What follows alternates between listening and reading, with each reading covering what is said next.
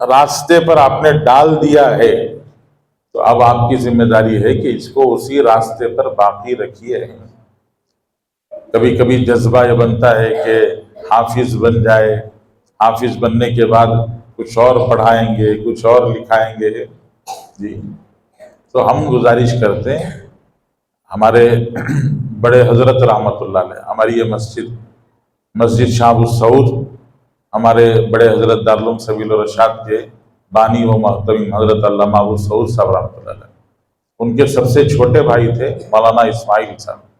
حضرت کے 4 بھائی، جی ماشاءاللہ چاروں کے چاروں عالم تھے۔ جی حضرت علامہ ابو سعود صاحب رحمۃ اللہ علیہ کے جو سب سے چھوٹے بھائی تھے، ان کے بھائی کے بارے میں حضرت ان کے جو والد ہیں، والد صاحب نے جب ان چھوٹے بچے کو بھی مدرسے میں داخل کیا تو رشتہ دار سب آ گئے۔ حضرت مولانا اسماعیل صاحب بہت ذہین تھے، بہت ذہین، اللہ نے بہت ذہن دیا تھا۔ آپ نے سبیل الرشاد اگر دیکھا ہے، کچھ لوگ دیکھے ہوں تو وہاں جتنی بلڈنگیں بنی ہوئی ہیں، پرانی بلڈنگیں، وہ ساری کی ساری مولانا اسماعیل صاحب کی پلاننگ ہے۔ وہ تھے عالم، لیکن ماشاءاللہ انجینئرنگ کا علم ان کو معلوم تھا، اور وہ ایک بڑے انجینئر کی طرح انہوں نے وہ پوری کے پورے پلان ڈالے تھے۔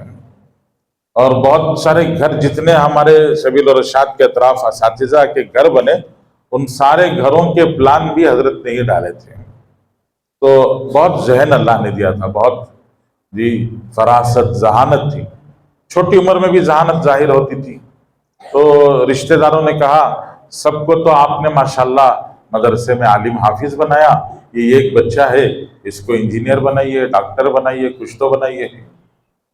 تو حضرت کے والد علامہ ابو سعود صاحب رحمۃ اللہ علیہ کے والد نے اپنے رشتہ داروں سے کہا کہ میں بھی اس بچے سے ڈرتا ہوں کہ کہیں یہ بچہ کل قیامت کے دن مجھے کھڑے ہو کر اللہ کے سامنے میرا گریبان نہ پکڑ لے۔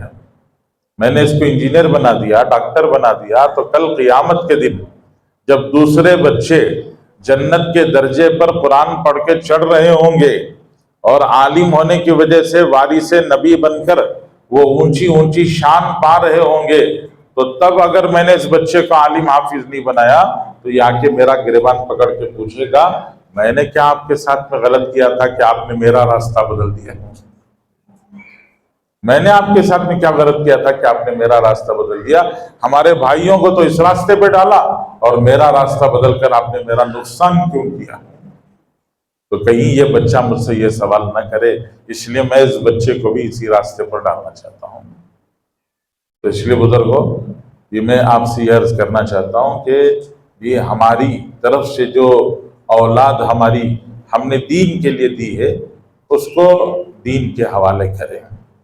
اور اللہ کا کرم ہے، اللہ تعالیٰ اپنے فضل سے بھی اللہ تعالیٰ اچھے سے اچھا کھلاتے ہیں۔ حضرت امام ابو یوسف رحمۃ اللہ علیہ، حضرت امام